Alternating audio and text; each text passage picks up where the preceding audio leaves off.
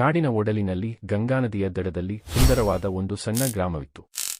ಈ ಗ್ರಾಮದ ಜನರು ಶಾಂತಿಯಿಂದ ಬದುಕುತ್ತಿದ್ದರು ಮತ್ತು ಅವರ ಜೀವನವು ಕೃಷಿಯಿಂದ ಮತ್ತು ಕಾಡಿನ ಸಂಪನ್ಮೂಲಗಳಿಂದ ಸಾಗುತ್ತಿತ್ತು.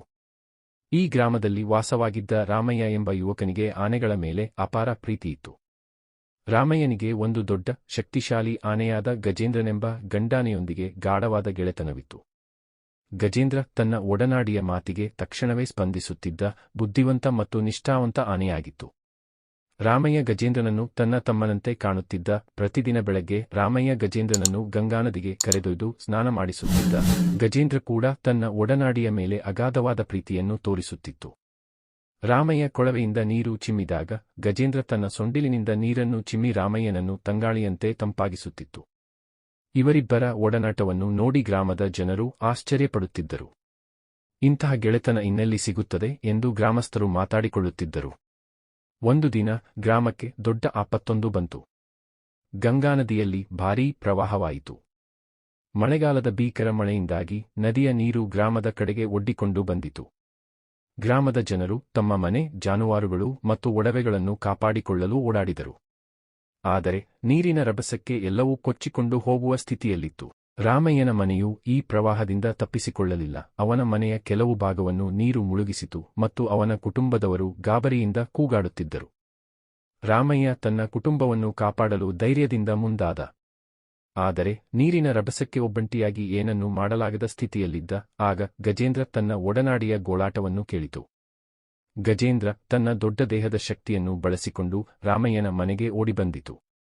ರಾಮಯ್ಯ ಗಜೇಂದ್ರನ ಮೇಲೆ ಏರಿ ತನ್ನ ಕುಟುಂಬದವರನ್ನು ಒಬ್ಬೊಬ್ಬರಾಗಿ ಸುರಕ್ಷಿತ ಸ್ಥಳಕ್ಕೆ ಕರೆದೊಯ್ದ. ಗಜೇಂದ್ರ ತನ್ನ ದೊಡ್ಡ ಸೊಂಡಿಲಿನಿಂದ ರಾಮಯ್ಯನ ಕಿರಿಯ ತಂಗಿಯನ್ನು ಎತ್ತಿಕೊಂಡು ಆಕೆಯನ್ನು ಪ್ರವಾಹದಿಂದ ಕಾಪಾಡಿತು. ಗ್ರಾಮದ ಜನರು ಈ ದೃಶ್ಯವನ್ನು ನೋಡಿ ಗಜೇಂದ್ರನ ಬುದ್ಧಿವಂತಿಕೆ ಮತ್ತು ರಾಮಯ್ಯನೊಂದಿಗಿನ ಗೆಳೆತನಕ್ಕೆ ತಲೆಬಾಗಿದರು.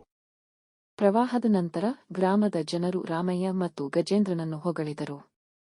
ಆದರೆ ಈ ಗೆಳೆತನದ ಕತೆ ಇಲ್ಲಿ ಮುಗಿಯಲಿಲ್ಲ. ಕೆಲವು ತಿಂಗಳ ನಂತರ ಗಜೇಂದ್ರ ಒಂದು ದಿನ ಕಾಡಿನಲ್ಲಿ ತಿರುಗಾಡುವಾಗ ಒಂದು ದೊಡ್ಡ ಕಂದಕಕ್ಕೆ ಬಿದ್ದಿತು. ಈ ಕಂದಕವನ್ನು ಕಾಡಿನ ಜನರು ಕಾಡು ಪ್ರಾಣಿಗಳನ್ನು ಬೇಟೆಯಾಡಲು ತೋಡಿದ್ದರು.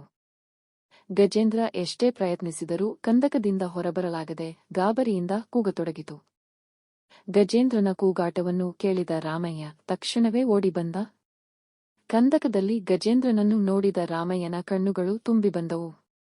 ನನ್ನ ಗೆಳೆಯ, ಚಿಂತೆ ಮಾಡಬೇಡ, ನಾನು ನಿನ್ನನ್ನು ಕಾಪಾಡುತ್ತೇನೆ ಎಂದು ರಾಮಯ್ಯ ಗಜೇಂದ್ರನಿಗೆ ಧೈರ್ಯ ತುಂಬಿದ.